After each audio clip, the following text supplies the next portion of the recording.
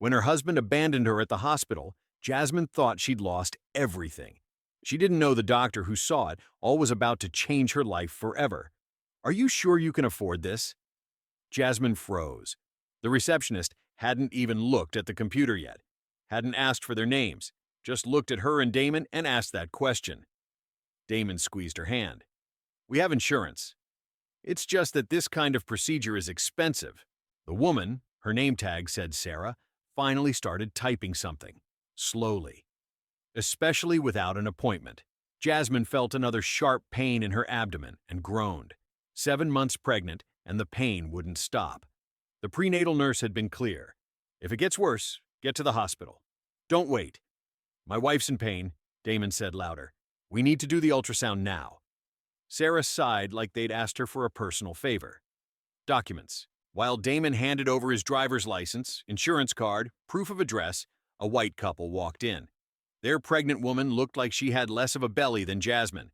They went to the counter next door. The other attendant smiled. "Hi, how can I help you?" "Routine ultrasound," the man said, all casual. "Wonderful. Let me just confirm your information and I'll get you right in."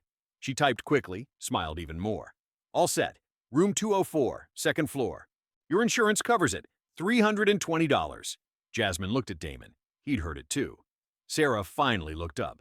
"Your insurance doesn't cover emergency without prior authorization. You'll have to pay up front." "How much?" Damon asked, already feeling the weight in his chest. $4,700. The world stopped. Jasmine thought she'd heard wrong. $4,000. That's the standard price. Sarah was already looking at the screen again. Damon pointed at the white couple heading up the stairs. "They paid $300. They have prior authorization. We called. They told us to come straight in. Without authorization in the system, that's the price." Jasmine started shaking. It wasn't just from the pain. It was from the humiliation of being there, pregnant, needing help, and being treated like she was asking for a loan. Damon pulled out his credit card. His hand was shaking. He swiped it. Declined. Tried again. Declined. People in the waiting room were staring. Sarah called security with a discreet gesture. 2 big men approached. "We just want to do the exam," Jasmine whispered, tears falling. "My daughter," Sarah typed with infuriating calm. "I can split it into 3 payments, $1,500 a month." Damon closed his eyes. They could barely afford rent. But what else could he do? Split it. The exam lasted 10 minutes. The tech barely looked at them. Jasmine lay on the cold table, the gel cold on her belly, her eyes fixed on the ceiling. "Everything's normal," the tech said. "You can go. 10 minutes. $4,700. They walked back to the lobby in silence. Damon looked like a zombie, walking but not really present. "Baby, let's go to the car." Jasmine touched his arm. He stopped in the middle of the hallway. People passed on both sides. Doctors, nurses, patients. The world kept spinning like nothing had happened. "Damon? I can't do this anymore, Jazz." His voice came out low, dangerously low. "We'll figure it out." "Figure what out?" He looked at her and there was something empty in his eyes, something broken. "We work, we pay the bills, we do everything right, and we still get treated like trash. I know, but you deserve better than this." Damon took a step back. "You and Zara deserve a man who can protect you, who can at least pay for an exam." Jasmine felt her heart race. "What are you talking about?" "I'm sorry, Jazz." "Damon, stop!" But he was already walking fast toward the exit. "Damon!" Jasmine tried to run after him, but her belly was heavy. "Damon!" He pushed through the revolving door and left. Jasmine reached the door, pushed through, went outside, saw him getting in the car, starting the engine. "No! Wait!" She banged on the car window. Damon looked at her one last time. His eyes were red. Then he hit the gas and drove away. Jasmine stood at the hospital entrance watching the car disappear. Her brain couldn't process it. Damon had just left. Really left. The first raindrops hit her face, then more. Then it turned into a downpour. She looked at her own hand. Empty. No phone. She'd left it in the glove compartment when they went for the exam. No house keys. Damon had all the keys on his keychain. She opened her wallet. $16 and some change. People walked past her going in and out of the hospital. Nobody stopped. Nobody asked if she was okay. A pregnant woman, soaking wet, standing there like a statue. The rain got harder. The The kind of Atlanta rain that comes out of nowhere and drenches you in seconds. Jasmine turned and pushed through the revolving door again. Went back inside the hospital, dripping water on the beige marble floor. Sarah was still at the counter. The receptionist looked at her with that face, that "you again" face. Jasmine went to the counter. Each step left a wet mark. "Please," she started, her voice shaking. "I need to use a phone." Sarah kept typing. "The phone is only for medical emergencies. My husband just abandoned me here." The words came out choked. "I don't have a phone. I have no way to get home. I'm 7 months pregnant." "That's not a medical emergency, ma'am." Sarah didn't even look up. "There's a payphone on the corner." "I don't have change." Sarah sighed. "That way." Like Jasmine had asked for her kidney. "I can't help you." Jasmine felt her legs weaken. She turned, went to the blue plastic benches in the waiting room, sat down. Her wet clothes stuck to her. The air conditioning was freezing, and she started crying. Not that quiet kind of crying. It was the kind of crying you can't hold back. Loud sobs, tears falling nonstop. People were staring, some with pity. Most looked away quickly. How long did she sit there? She didn't know. 5 minutes, 10, 20. "Are you okay?" The voice came from above. Jasmine looked up, wiping her face with her wet hands. It was the doctor, that one in the white coat, the same one who had passed them earlier when Damon was arguing with the receptionist. "You saw?" Jasmine whispered. It wasn't a question. He nodded slowly. "I saw." Jasmine covered her face with her hands. The shame was physical. It hurt in her chest. "Come with me." He spoke gently. "Please." She stood up, because she had no energy to resist, followed him through the white hallways. People passed by in a hurry. Nobody looked at her anymore. Just another patient being led by a doctor. He opened a door. The nameplate said Dr. Elijah Morrison, obstetrics. He gestured for her to enter. The office was different from the rest of the hospital. It had a dark wood desk, diplomas on the walls, a brown leather couch, a window overlooking the parking lot where Damon had just driven away. "Sit." Elijah pointed to the couch. "I'll get a towel." Jasmine sat on the edge, trying not to get the leather too wet. He came back with a huge white towel and a bottle of water. "Thank you," she managed to say. He sat in the chair across from her, keeping his distance. "I saw what happened out there." Jasmine buried her face in the towel. "Everyone saw. What do you need right now?" The question was so direct, so practical, that it caught her off guard. Not, "Are you okay?" or "Want to talk?" Just, "What do you need?" "I need—" Jasmine stopped. What did she need? "I need to call my sister." "What's the number?" Jasmine gave him the number. Elijah dialed on the desk phone, put it on speaker. It rang, and rang, and rang. "Hi, you've reached Tanya. Leave a message." "Tanya, it's me." Jasmine's voice came out broken. "I'm at St. Mary's Hospital. Something happened. Call me when you can, please." Elijah hung up. "Anyone else you can call?" Jasmine shook her head. She had work friends, but not the kind of friends you call when your life falls apart. She had her mom, but she lived in North Carolina and could barely take care of herself. "I'll figure it out," she said, standing up. "Thanks for the phone and the towel." "Wait." Elijah stood up too. "Where are you going?" "To my sister's place. It's in East Point." "That's far?" "About 6 miles." "How are you getting there?" Jasmine opened her mouth, closed it. She hadn't thought about that. Bus? No money for fare. Walk? 6 miles, 7 months pregnant? "Let me give you a ride," Elijah said. "You don't have to." "I know I don't have to." He picked up his car keys from the desk. "But I'm going to." Jasmine looked at him, trying to understand. Why would a rich white doctor help a poor black woman he didn't even know? But she was too tired to question it. "Okay." They were almost at the door when she appeared. A blonde woman in a gray suit, high heels, perfect makeup. Her name tag said Nicole Brennan, Administration.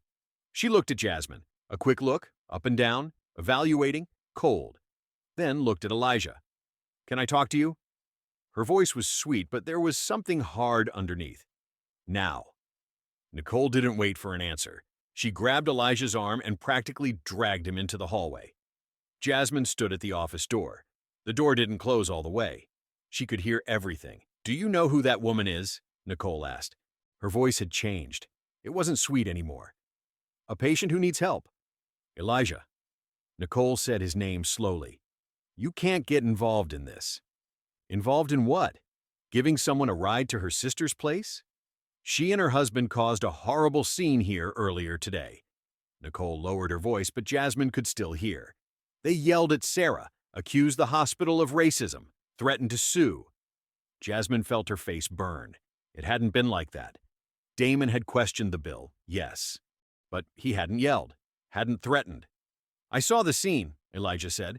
That's not what happened. You saw it from your point of view, Nicole continued. But think about it.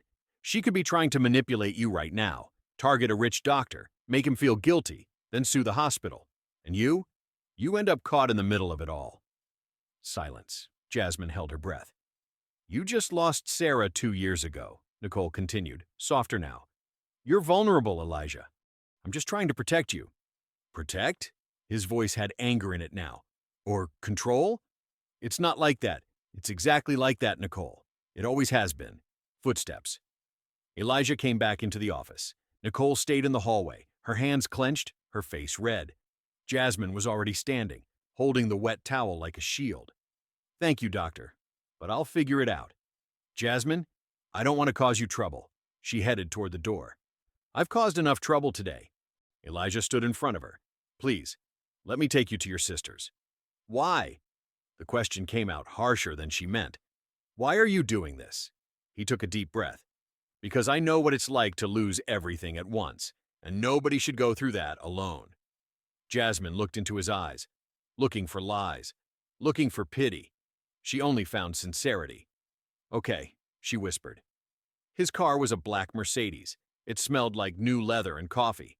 Jasmine had never been in a car like this. She sat down carefully, trying not to get the seat too wet. They stayed silent for the first few minutes. Jasmine looked out the window, watching Atlanta pass by. Tall buildings turning into smaller houses, turning into neighborhoods she recognized. You're an obstetrician? She asked. I am. You must see a lot. Babies being born every day. It's the best part of the job. Elijah stopped at a red light. And the worst, sometimes. Jasmine looked at him. Because of what that woman said? About you losing someone? Elijah got quiet. The light turned green, but he didn't accelerate right away. Just stayed there, hands on the wheel. My wife was 8 months pregnant, he finally said. Car accident. Head-on collision on I-75. She didn't survive. Pause. The baby didn't either. Oh my God. Jasmine covered her mouth. I'm so sorry. It was 2 years ago. He accelerated slowly. You don't get over something like that. You just learn to live with the whole. They fell silent again. But it was different now. It wasn't discomfort. It was understanding. What about you? Elijah asked. Teacher? Teacher's assistant. Jasmine ran her hand over her belly. 2nd grade. 7-year-olds. It's chaotic, but I love it. And the baby? A girl. Jasmine smiled for the first time since everything had started. I'm naming her Zara. That's beautiful. It means princess in Arabic. She looked out the window. She's going to be my princess, even if it's just the two of us. Elijah didn't say anything. He didn't need to. They turned onto a residential street. Small houses, but well kept. Yards with toys. Old but clean cars in the driveways. It's there, Jasmine pointed. The light blue one with the porch. Elijah parked. Jasmine didn't move right away. Thank you, she said. Really, I don't know what I would have done if you hadn't shown up. You don't need to thank me. Yes, I do. She looked at him. You don't know me. You had no obligation. Nobody's obligated to be human. Elijah gave a tired half smile. But we should be anyway. Jasmine opened the door. Before getting out completely, she turned. And that hospital bill. $4,700 for an ultrasound. Is that normal? Elijah shook his head slowly. No, it's not. Then what was it? I don't know yet. He pulled a business card from his wallet. But I'm going to find out. If you need anything, call me. Jasmine took the card. Dr. Elijah Morrison, obstetrics. She climbed the porch steps, knocked on the door. Tanya opened it. Jazz? Her eyes went huge. Girl, what happened to you? Jasmine fell into her sister's arms and started crying again. Tanya held her tight, looked at the Mercedes on the street, saw Elijah in the car. She made a gesture of thanks. He waved back. Then she took Jasmine inside and closed the door. Elijah stayed in the car. He should leave. He'd done what he needed to. Took the woman somewhere safe. Done. But he didn't start the engine. He sat there, looking at the house, thinking. $4,700 for a routine ultrasound. The white couple had paid $300. Was Damon right when he accused them of discrimination? Or was it just a coincidence? Different insurance? Different coverage? No, something didn't add up. Elijah grabbed his phone, scrolled through his contacts until he found the name he was looking for. Marcus Chen, forensic accountant, had studied with him at Emory, lost touch for years, reconnected at a barbecue last year. He dialed. "Marcus, it's me, Elijah Morrison. Hey man, long time. What's up? I need a favor." "Sure. What is it?" Elijah looked at the light blue house one more time. The lights had come on. He could see shadows moving behind the curtains. "I need you to investigate something for me." He spoke slowly. "That hospital bill today. I want the complete details.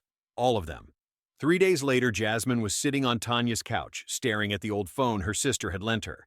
She'd called Damon 23 times. All the calls went straight to voicemail. The messages weren't delivered. He'd blocked her. "Jazz, you need to eat something." Tanya appeared with a plate of toast and scrambled eggs. "I'm not hungry." "The baby needs to eat." Jasmine grabbed a piece of toast just to get Tanya to stop insisting. Tanya's kids were at school. The apartment was quiet. Too quiet. Jasmine could hear her own thoughts, and they were awful. She opened the banking app on her phone, tried to access the joint account she and Damon had. The password didn't work. She tried again. Incorrect password. Tried her personal account. That one opened. Balance, $87.34. Her heart sank. "Tanya?" she called out, her voice coming out strange. "You got your computer?" 10 minutes later, Jasmine was logged into the bank website on her sister's laptop. She managed to recover the password for the joint account. When it opened, she felt the world spin. Balance, $0. Recent transactions. Transfer of $2,340 to unknown account. 3 days ago. The same day Damon had left. He'd emptied everything. "Son of a bitch," Jasmine whispered. "What?" Tanya came closer, saw the screen. No, Jazz. He didn't do that." "He did." The word came out bitter. Tanya pulled up a chair. "What are you going to do?" "I need to go to the apartment. Get my stuff." "You have a key?" Jasmine remembered. Her purse. She'd gotten her purse back before leaving for the hospital that day, and in the purse there was a spare key she kept in the inner pocket. "I do. I'm going with you. You have to work. I'll call in sick." "Tanya, don't argue with me, Jasmine Carter." Tanya was already grabbing the phone. "You're not going alone." But in the end, Jasmine went alone anyway. Tanya couldn't get off work, and Jasmine didn't want to wait. Took 2 buses, an hour-and-a-half trip. Her belly felt heavier with each block. The building was old, but had always been well maintained. Front door with peeling paint, elevator that squeaked, hallway that smelled like curry and cigarettes, apartment 3B. Jasmine stuck the key in the lock, turned it. The door opened, and she stopped. Empty. The apartment was completely empty. No couch. No TV, no table, no chairs, no curtains. The walls had lighter rectangular marks where the pictures had been, marks on the carpet where the heavy furniture had sat for 2 years. Jasmine walked in slowly. Her steps echoed. Went to the bedroom. Bed? Gone. Dresser? Gone. Opened the closet. His clothes weren't there anymore. Hers were, thrown in old cardboard boxes stacked in the corner. She went to the bathroom. His toothbrush was gone, the deodorant, the razor. But all her stuff was still there. Shampoo, conditioner, lotion, like he'd erased any evidence that he'd lived there, but left all her things as a reminder of what she'd lost. Jasmine went back to the empty living room, sat on the cold floor, leaned against the wall. On top of one of the boxes of clothes, there was a folded piece of paper. She grabbed it, opened it. The handwriting was Damon's. "Sorry, Jazz. I'm not cut out for this. You and the baby deserve more than I can give. Don't try to find me. D." Jasmine read it 3 times, looking for more, looking for an explanation, looking for anything beyond an empty excuse. There wasn't any. She crumpled the paper, threw it away, and finally cried. She hadn't really cried since that day. She'd held it in, pretended she was strong, tried to reorganize her life. But now, sitting on the floor of the empty apartment that used to be hers, she let it out. A deep cry, of pain, of betrayal, of desperation. How long did she stay there? She didn't know. The doorbell rang. Jasmine wiped her face with her hands, got up with difficulty, went to the door, looked through the peephole. It was Elijah. She opened the door. How did you know I was here? Your sister called me. He was holding a thick envelope. Said you'd come alone. Thought I should stop by. Jasmine was going to say she was fine, that she didn't need help, but she didn't have the energy to lie. Come in. Elijah came in and stopped, looked at the empty apartment. Didn't say anything. He didn't need to. They sat on the floor because there was nowhere else to sit. I found something out, Elijah said, about that hospital bill. He opened the envelope, took out documents, screenshots, spreadsheets, records. That bill was manipulated. He showed her the papers. Nicole Brennan, the hospital administrator, created a fraudulent billing system. She applies extra fees to specific patients. Jasmine looked at the documents. She didn't understand half of what was written. What kind of patients? Patients without premium insurance. Elijah pointed to a spreadsheet. Look at the names. Look at the addresses. Jasmine looked. Johnson, Martinez, Washington, Patel. Addresses from poor neighborhoods. Neighborhoods like hers. Most of them are black and Latino, she whispered. Exactly. Elijah showed more papers. Your bill should have been $320, fully covered by your insurance. Nicole manually changed the billing code and added administrative fees that don't exist. Result, $4,700. Jasmine felt anger rising. Why? Why would she do this? Money? Elijah showed bank statements. These extra fees go to a specific account. She skims a percentage. That's a crime. It is, and I already reported it to the medical board. Jasmine looked at him. You could get screwed because of this. I'm already screwed. He gave a tired smile. Nicole is influential, has powerful friends, but I don't care. This is wrong. Jasmine was about to respond when she felt it. A sharp pain, strong, in her abdomen. She groaned, doubled over. Jasmine? Elijah grabbed her arm. Another pain, much stronger, like something had ruptured inside her. Doctor, she looked at him, her eyes wide with fear. Something's wrong. Elijah didn't think twice. He scooped Jasmine up in his arms. She was lighter than she looked, and ran down the stairs. The elevator would take too long. Hang on, Jasmine. Just hang on a little longer. She screamed when another contraction came. Her hands grabbed his shirt. The Mercedes was parked on the street. He opened the back door, laid her down carefully, got in the front and hit the gas. Atlanta at 4 in the afternoon was traffic hell. But Elijah didn't care. Ran yellow lights turning red, cut off cars, horns blared behind him. The baby can't be born now, Jasmine screamed from the back seat. It's too early, too early. I know. Elijah looked in the rearview mirror. Her face was red, sweaty. But we're going to get to the hospital. They'll give you medication. Everything's going to be okay. He wasn't sure he believed it. 30 weeks, 10 weeks early. Babies survive at 30 weeks, but they need the NICU. Intensive care. 15 minutes that felt like 3 hours. Elijah stopped the car at the emergency entrance with the tires screeching. Got out, opened the back door, picked up Jasmine again. I need a gurney here now, he yelled before even going in. The automatic doors opened, and there she was, Sarah, the same receptionist. She saw Jasmine in his arms and made that face. Annoyance, like they'd come back just to bother her. She needs to fill out the forms first. Something exploded inside Elijah. She's in premature labor. Move now or I swear. 2 nurses came running with a gurney. Elijah laid Jasmine on it. They ran down the hallway. Room 3, someone shouted. Jasmine was transferred to the hospital bed. One nurse started putting on the monitors. Another tried to find a vein for the IV. Contractions every 2 minutes, the first nurse announced, looking at the monitor. Fetal heart rate is at 150. Good, Elijah said. That's good. Baby's stressed but stable. A resident appeared, young, nervous. Dr. Morrison, you can't be here as a physician. I know I'm suspended. Elijah looked at him. But she needs terbutaline, now, to stop the contractions. The resident ran out. Jasmine screamed again, grabbed Elijah's hand. It hurts so bad. I know, sweetie, I know, but the medication's coming. 5 minutes, 10. The nurse came back. Her face wasn't good. Dr. Morrison, the system's saying there's no terbutaline in stock. Elijah felt cold anger rising. Check again. She looked at the computer, typed, waited. Confirmed. Out of stock. That's impossible.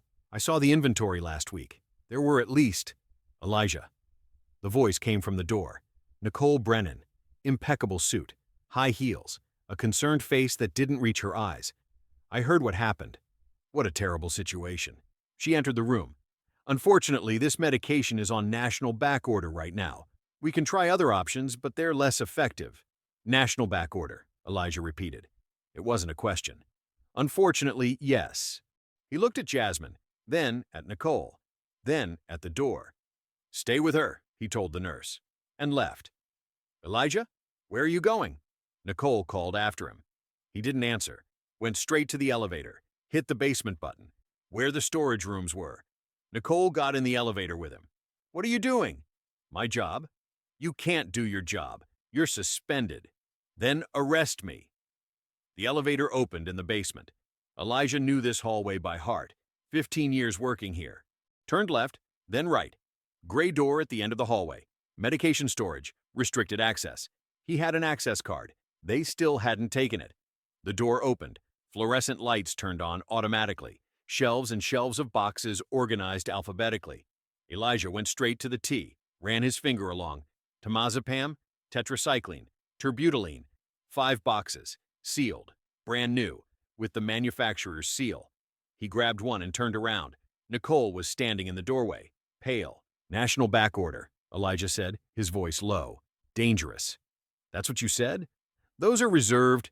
Reserved for who? He started walking toward her. Which patients are priority enough, Nicole? Elijah, you don't understand. I understand perfectly. He walked past her. And everyone else is going to understand too. He went back to the elevator. Nicole ran after him. You can't do this. You're suspended. If you use that medication without authorization, then fire me. Sue me. Do whatever you want. The elevator doors closed. But that woman upstairs is getting the treatment she needs. When he got back to the room, there were 3 doctors there. They all stopped and looked when he walked in with the box. Dr. Morrison, one of them started. Dr. Patterson, chief of obstetrics. You can't. You can report me later. Elijah opened the box, prepared the syringe. Right now, get out of my way. Patterson looked at Nicole, who had just walked in, then looked at Jasmine on the bed, moaning in pain. He got out of the way. Elijah injected the terbutaline into Jasmine's IV line. It'll take a few minutes to kick in. Jasmine grabbed his hand. Don't let my baby die. I won't. He squeezed her hand back. Trust me. 2 minutes. 3. The contractions started spacing out. 4 minutes. 5. 6. It's working, the nurse said, looking at the monitor. Contractions decreasing. 10 minutes later, the contractions had stopped completely. The baby's heart rate had normalized. Jasmine was crying. From relief. From exhaustion. Is she okay? She asked. She's okay. Elijah smiled for the first time. You're both okay. Nicole had disappeared from the room, the other doctors too. Only the nurse remained, who smiled discreetly at Elijah before leaving. Jasmine held his hand. Thank you. You don't need to thank me. Yes, I do. Tears fell down her face. You saved my daughter. Elijah was about to respond when his phone vibrated. An email. He opened it. From Georgia State Medical Board. Subject: disciplinary investigation, improper conduct, and unauthorized use of hospital medications. He didn't even need to open it to know who had filed the complaint. 2 days later, Jasmine woke up in the hospital room with sun coming through the window.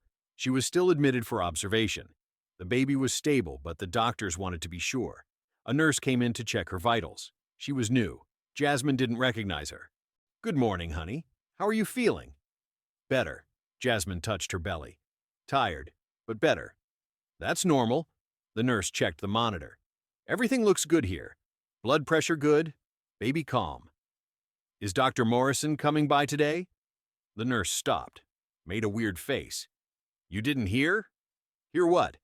He was suspended because of that medication he used on you. Jasmine's world stopped. What? Yeah, there's an investigation going on. The nurse lowered her voice.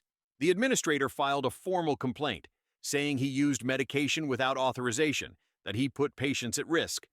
Jasmine felt nauseous. But he saved me. He saved my daughter. I know, honey. Everyone here knows. The nurse touched her shoulder. But hospital politics are complicated. When the nurse left, Jasmine grabbed Tanya's borrowed phone, called the number on the card Elijah had given her. It rang 4 times. Hello?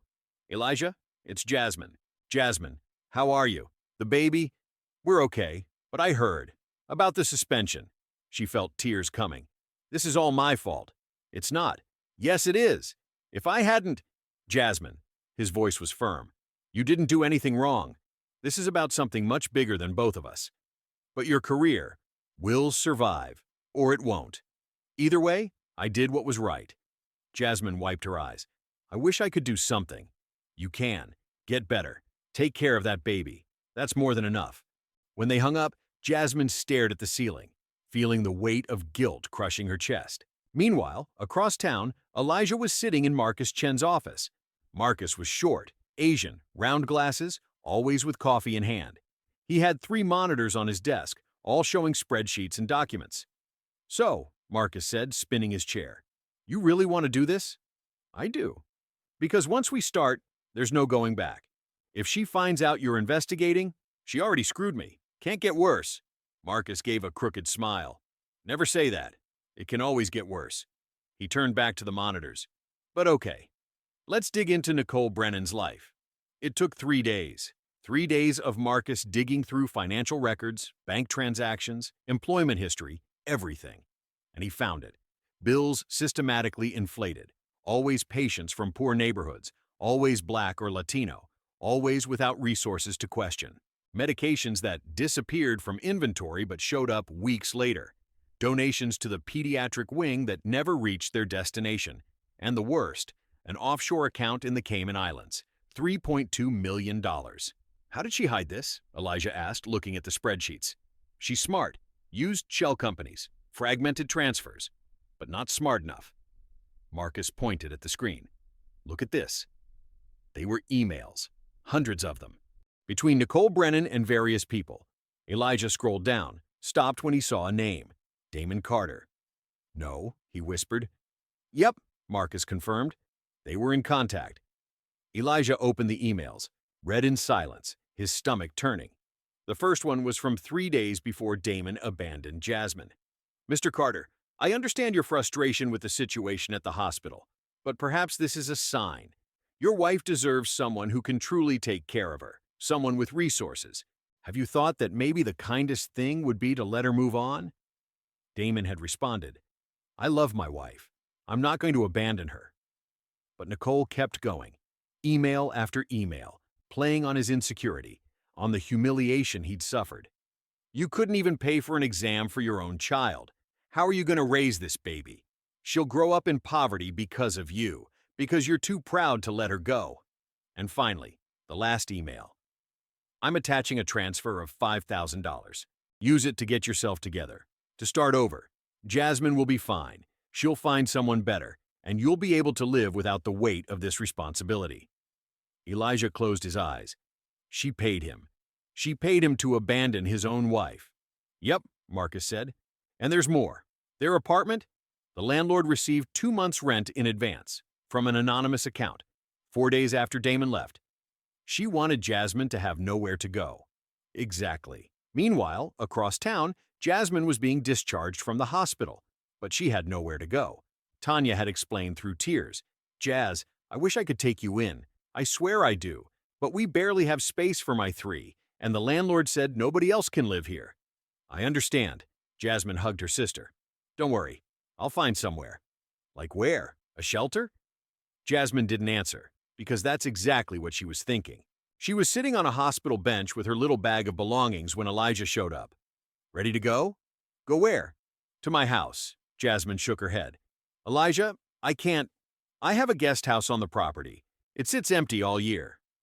He sat down next to her. It has its own kitchen, separate entrance, bedroom, bathroom. Everything you need. People will talk. Let them talk. You're already in trouble because of me.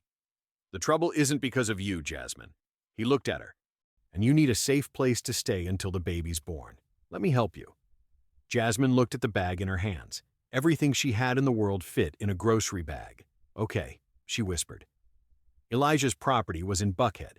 Jasmine had never been to this side of Atlanta. Huge houses, impeccable yards, expensive cars parked in driveways. He stopped in front of an iron gate, hit the remote. The gate opened. The main house was beautiful. 2 stories, red brick, big windows. But Elijah drove past it and stopped in front of a smaller house in the back of the property. This is the guest house. It was bigger than the apartment Jasmine had shared with Damon. Elijah opened the door. Living room with a couch and TV, equipped kitchen, bedroom with a queen bed, bathroom with a tub. "I can't accept this," Jasmine said. "You can, and you will." He left the keys on the table. "I live in the house up front. If you need anything, just call me." He was about to leave when Jasmine said, "Why are you doing this?" Elijah stopped at the door. "Because I know what it's like to lose everything, and I know what it's like to have nobody." He looked at her. "And nobody deserves to go through that alone." After he left, Jasmine sat on the soft couch, looked around, cried. But this time it wasn't just sadness. It was also relief. For the first time in weeks, she felt safe. 3 weeks passed. Jasmine and Elijah fell into a strange but comfortable routine. He worked from home, still suspended. She rested, read, did the exercises the physical therapist had recommended. Sometimes he'd knock on the guest house door with food. "Made too much. You want some?" They'd have dinner together, talk about books, about music, about hopes. Jasmine told him about growing up in College Park, about her alcoholic mother, about how Tanya had practically raised her. Elijah told her about med school, about meeting his first wife on a shift, about the accident that took the 2 people he loved most. "Do you still love her?" Jasmine asked one night. "I'll always love her." Elijah looked at his wine glass. "But it's not the kind of love that holds you back. It's the kind that lets you move forward." It was almost midnight when Elijah's phone rang. "Marcus." "Dr. Morrison, are you sitting down?" "I am. Why?" "Because I found something you need to see. In person. Now." Elijah arrived at Marcus's office 10 minutes later. Jasmine had insisted on coming along. "If it's about me, I want to know," she'd said. Marcus opened the door before they knocked. He had deep dark circles under his eyes, 3 empty coffee cups on the desk. "You guys need to see this." He turned one of the monitors toward them. Emails, dozens of them, between Nicole and Damon. Jasmine read the first one, then the second. The color drained from her face. "No," she whispered. "No, no, no." Elijah put his hand on her shoulder. "Read it all. You need to see." She read. Every email, every word. Nicole manipulating Damon, playing on his insecurities, telling him he wasn't man enough, that Jasmine deserved more, that he was holding her back from having a better life. And finally, the offer. $5,000.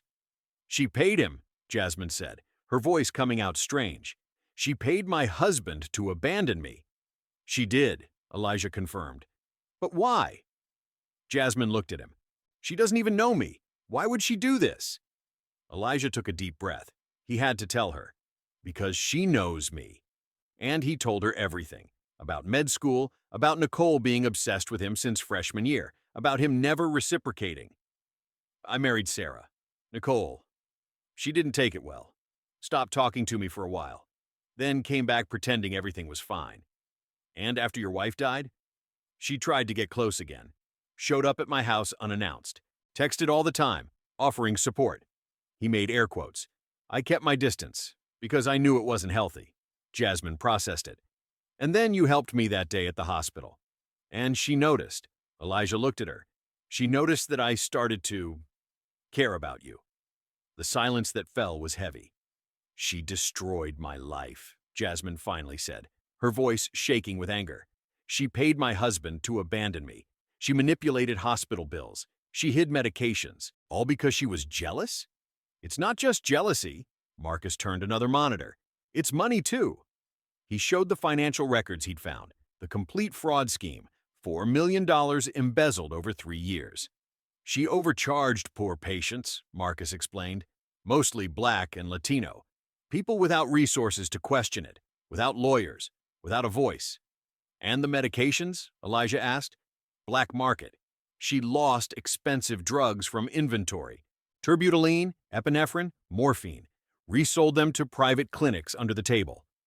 Jasmine looked at the documents. Hundreds of names. People like her. People who had been robbed, humiliated. some who probably died from lack of adequate treatment.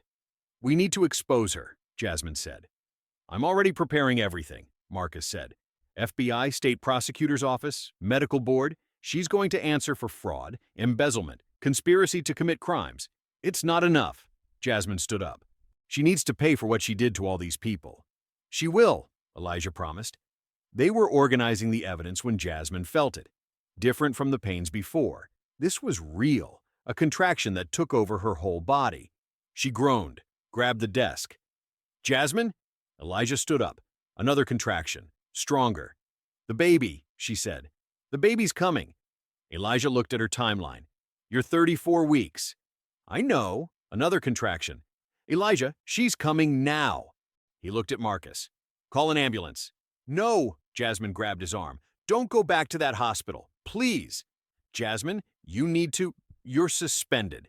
They won't let you treat me, and I don't trust anyone else there." Tears fell down her face. "Please, you can deliver the baby. You're an obstetrician. I don't have equipment. You have knowledge. That's what matters." Elijah looked at her, at the desperation in her eyes, at the fear, and made the craziest decision of his life. "Okay, let's go to my house. Now." Elijah drove as fast as he could without making Jasmine suffer more. Every speed bump was agony. Every turn she screamed. Marcus stayed at the office, calling all his contacts. "Diana? Diana Fletcher? It's Marcus Chen. Dr. Morrison needs you. It's urgent. Very urgent." When they arrived at the property, Elijah practically carried Jasmine to the guest house. She could barely walk. "How far apart are the contractions?" he asked, laying her on the bed. 3 minutes. Maybe less." Another contraction came and she groaned loudly.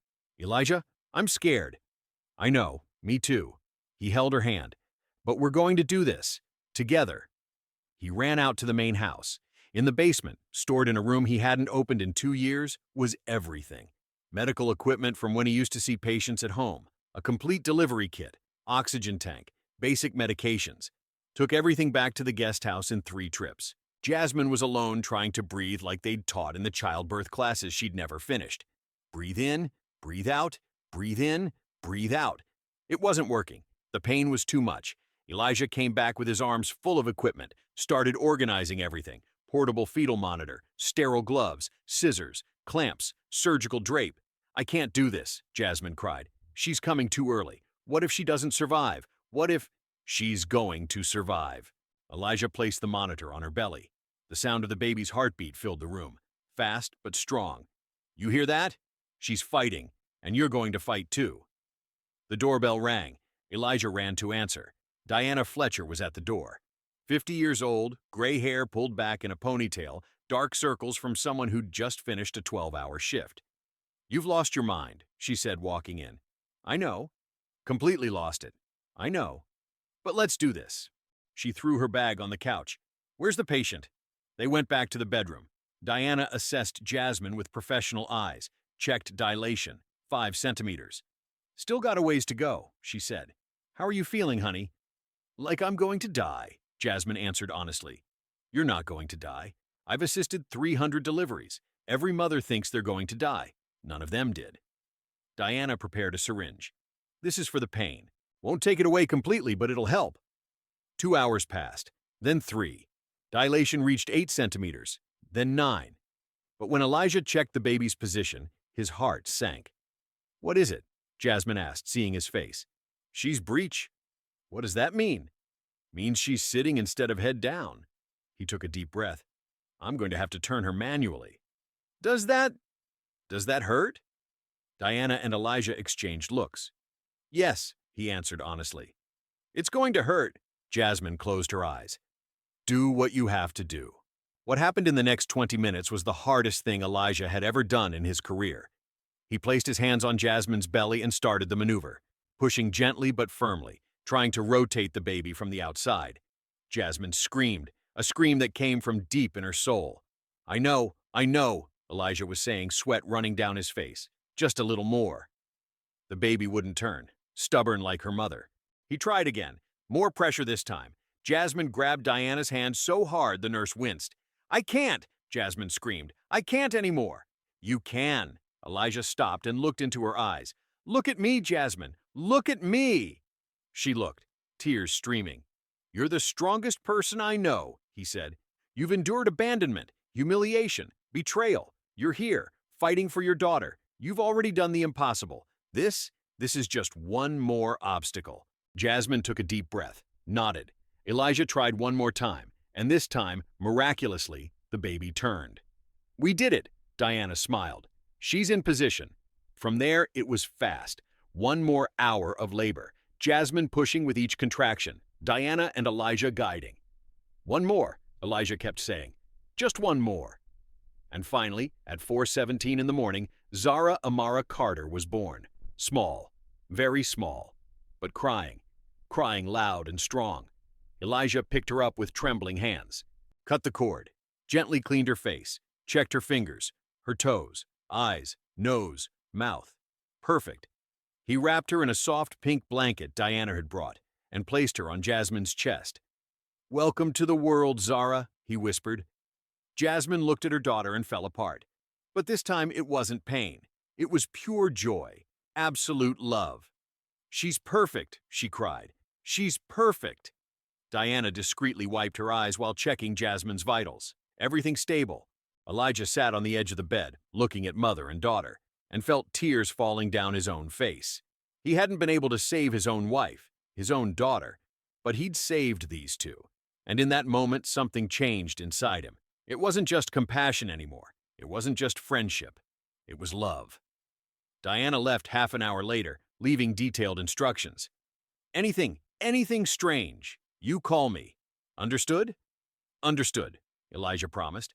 When she left, Jasmine was nursing Zara for the first time. The baby latched on the second try. "She's smart," Jasmine smiled. "Like her mom." They stayed quiet for a while, just listening to the sound of the baby nursing, the clock ticking, the world continuing to turn. "Thank you," Jasmine finally said, "for everything." "You don't need to?" "Yes, I do." She looked at him. "You saved my life, multiple times. You gave me a place to stay. You brought my daughter into the world." Pause. "You made me believe there are still good people." Elijah was about to respond when his phone vibrated. A notification, local news, hospital administrator arrested for fraud and embezzlement. He opened the news. There was a photo of Nicole being led away by police, handcuffed, hair messy, face full of fury. "She was arrested," he showed Jasmine. Jasmine looked and felt a wave of relief. "It's over then. It's over." But it wasn't over, not completely. Because the next morning at 9 o'clock, Nicole Brennan showed up at Elijah's property. Jasmine had just put Zara in the makeshift crib when she heard the noise. A car accelerating, braking hard, door slamming. She went to the guest house window, saw a car stopped in front of the main house, a white BMW, and Nicole Brennan getting out of it. Jasmine's heart raced. "Elijah," she called him on the intercom. "Nicole's here." "What? How did she?" "She's banging on your door. Stay there. Lock the door. Don't come out for anything." Jasmine locked the door and stayed at the window watching. Elijah opened the door to the main house. Even from far away, you could tell Nicole was out of control. Her hair, always impeccable, was a mess. Makeup smeared, eyes red. She was wearing the same clothes from yesterday. "You brought that woman to your house?" Her voice was so loud Jasmine could hear it from the guest house. "Elijah, have you completely lost your mind?" "Get off my property, Nicole." Elijah's voice was calm, dangerously calm. "Now." "No." Nicole pushed him and went into the house. "You don't understand. She's using you. She saw a rich doctor, widowed, alone, and jumped at the chance." Jasmine saw Elijah come out of the house after her. They were on the porch now. She could hear everything. "You paid her husband $5,000 to abandon her pregnant," Elijah said. "I know everything." Nicole froze. For 3 seconds, she didn't move. Who told you that?" Her voice came out thin. "It was her, wasn't it? And you're going to believe her instead of me? After everything we've been through together?" Elijah went into the house, came back with a thick envelope, threw it in her hands. "Read it." Nicole opened it with trembling hands, pulled out the papers, started reading. Jasmine saw the exact moment she realized. The color drained from her face. Her legs wobbled. "Where did you get this?" Nicole whispered. "Doesn't matter." Elijah crossed his arms. "The FBI has copies of everything. The state prosecutor's office, too. Financial records, emails, bank transfers, everything. You don't understand. Nicole tried to approach him, but Elijah took a step back. I understand perfectly. No, Nicole screamed. Her voice broke. I did this for you, to protect you. That woman isn't on your level, Elijah. My level? She's a poor teacher. Nicole spat the words. Black, with another man's child. You deserve someone educated, someone who understands your world, someone like you. Yes! Tears were falling down her face now, makeup smeared. I've always loved you, since the first day of class at Emory. I supported you when you lost Sarah. I waited for you, years, and now you choose that. She didn't finish, but she didn't need to. The poison was written all over her face. Jasmine felt nauseous, not from Nicole's anger, but from the revelation. Nicole had destroyed her life simply because she was black and poor, because in Nicole's twisted mind, Jasmine didn't deserve Elijah. Leave, Elijah said, his voice low but firm. Now. You're going to regret this. Nicole threw the papers on the ground. I'm going to destroy you, your career, your reputation, everything. Try it. Elijah didn't move. But you'll be doing it from a cell, because you're going to be convicted for fraud, embezzlement, conspiracy. And I'm going to testify. I'll tell everything you did. Nicole looked at him, searching for some sign of doubt, of hesitation. Found none. She realized she'd lost. Completely. You chose her over me, Nicole whispered. It wasn't a question. It was a statement. I didn't choose her over you, Elijah responded, because there never was a you. There was never a choice. I never loved you, Nicole. Never. The silence that fell was absolute. Then Nicole turned and ran to the car, started the engine, and took off, making the tires squeal, leaving marks on the driveway. Elijah stood on the porch watching the car disappear, then looked at the guest house, saw Jasmine at the window. Their eyes met, and in that moment, without needing words, they understood. It was over. For real. 2 weeks passed. Nicole was indicted on 7 federal charges. Bail was denied. The hospital went under complete investigation. 3 other administrators were fired. Elijah was cleared by the medical board with formal apologies. They offered him a promotion and a raise. He declined. I'm opening my own clinic, he said. Life started to normalize. Jasmine got back into a routine with the baby, waking up at dawn, nursing, changing diapers, sleeping when Zara slept. Elijah helped. Whenever she needed something, he was there, warmed bottles, held the baby so Jasmine could shower, stayed up during the hard nights. They didn't talk about what it meant, about what was growing between them, until Jasmine's phone rang on a Tuesday afternoon. Unknown number. She answered hesitantly. Hello? Silence on the other end. Then a voice she'd recognize anywhere. Jazz. It's me. Damon. We need to talk. Jasmine stood with the phone in her hand for too long after she hung up. Damon wanted to meet. Talk. Explain, he'd said. Elijah was at the main house when she knocked on the door. He called, she said. Elijah didn't need to ask who. What are you going to do? I'm going to meet him. Are you sure? No. Jasmine looked at Zara sleeping in the stroller. But I need to. I need to close this chapter. I'll go with you. No. She touched his arm. I need to do this alone. They agreed to meet at a cafe in Midtown. Public. Full of people. Safe. Jasmine arrived 15 minutes early, ordered tea she didn't drink, kept watching the door. Damon showed up on time, and Jasmine almost didn't recognize him. He was thin, really thin, gaunt face, deep dark circles. His clothes were clean but old, worn out. He looked like he'd aged 10 years in 2 months. He sat across from her, couldn't look her in the eyes. Thanks for agreeing to see me, he said quietly. Jasmine didn't respond, just waited. Damon took a deep breath and told her how Nicole had reached out, how she'd planted the seeds of doubt. You're holding her back from having a better life, Nicole had said. If you really love her, let her go. At first I ignored it, Damon continued. But after that day at the hospital, I felt so small, Jazz, so useless. Couldn't even pay for an exam for my own daughter. So you took the money. He nodded, tears falling. $5,000. She said it was for me to get myself together, start over, that you'd be okay, that you'd find someone better. And you believed her. I wanted to believe her. He finally looked at her. because it was easier than admitting I was a coward. Jasmine felt anger, so much anger, but also sadness, because she knew this man, had loved this man, and saw now how lost he'd become. As soon as I left that hospital, I regretted it, Damon said. Immediately. I circled the block like 5 times, almost came back. But you didn't. The shame was too much. He wiped his face. I used the money to pay old debts. Thought if I got clean, I could come back. But the money disappeared fast, and the shame just grew. You emptied our account, took our furniture. I know. Left me with nothing. I know.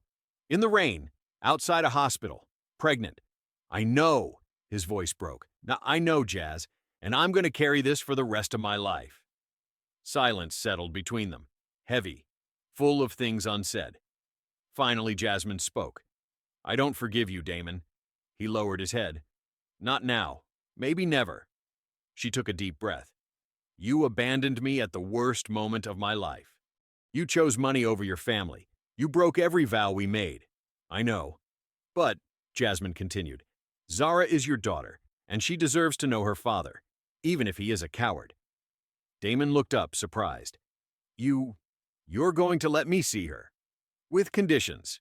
Jasmine pulled a paper from her purse. She'd written everything down. Supervised visits once a week, child support of $500 a month. You can't show up drunk, you can't bring girlfriends, you can't promise things you won't deliver. She pushed the paper toward him.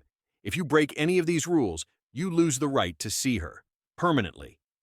Damon took the paper with trembling hands. Read it. Read it again. I accept, he whispered. I accept everything. We're going to make it legal, through lawyers.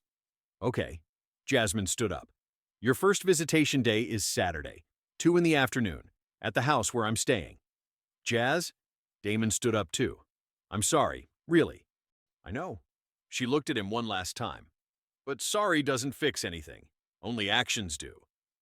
When she left the cafe, she felt a huge weight lift from her shoulders. She'd faced him, set boundaries, chosen what was best for Zara. She took an Uber back to Elijah's property. The sun was already starting to set. When she arrived, she saw Elijah on the porch of the main house. He had Zara in his arms. The baby was awake, looking around with those huge eyes. Elijah was humming softly. Some song Jasmine didn't recognize, swaying gently back and forth. The scene made her heart squeeze. In a good way. In a scary way. She climbed the porch steps. Hi, Elijah smiled. Hi, how'd it go? It was what it needed to be. She sat next to him. Zara turned her little head and smiled when she saw her mom. We worked out the visits. He's going to start seeing her Saturday. How are you feeling about it? Scared. Nervous. But it's right. Jasmine touched Zara's little hand. She deserves to have a father, even if he's not the father I imagined. They stayed quiet for a while, just listening to the crickets, the wind in the trees, Zara making baby sounds. Nicole was indicted today, Elijah finally said. Officially, 7 federal charges. How much time is she looking at? The lawyer said minimum 10 years, maximum 25. Jasmine nodded. Justice. Finally. What about you? She asked. What's going to happen with you? I was completely cleared. The medical board formally apologized, offered me chief of the obstetrics department. That's great. I turned it down. Jasmine blinked. Why? Elijah looked at her, then at Zara, then at the horizon. Because I'm opening my own clinic, in your neighborhood, in College Park. He smiled. Free care for people who can't afford it. For people like you.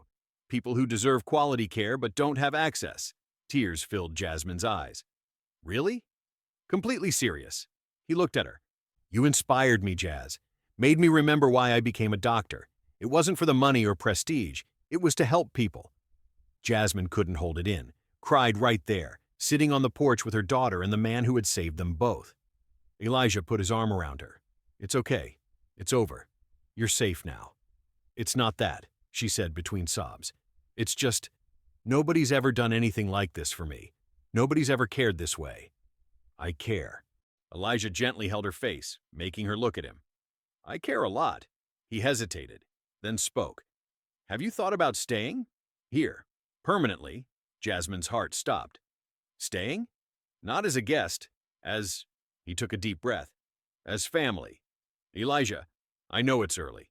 I know you've been through so much. I know you might not be ready. The words were coming fast now.